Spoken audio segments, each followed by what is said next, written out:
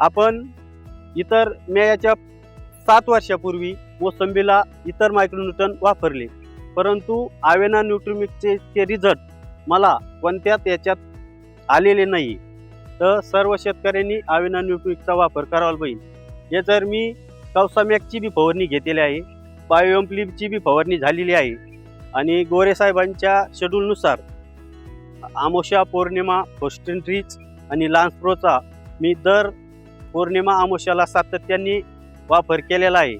तर आपण ह्या 400 झाडामध्ये तुम्हाला बघायला दिसेल की आतापर्यंत एकही मरीचं झाड नाही.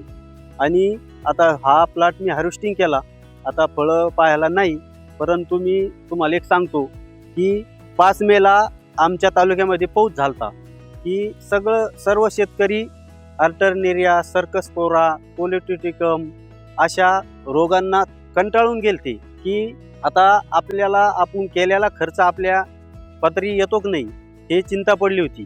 परंतु आवेना न्यूट्रीमिक्स असं एक शेतकऱ्यासाठी स्वस्त एक जीवनदान आहे. आता राहिला विषय खर्चाचा की मी याला माझ्या अंदाजे 1,20,000 रुपये सरासरी खर्च झालेला आहे.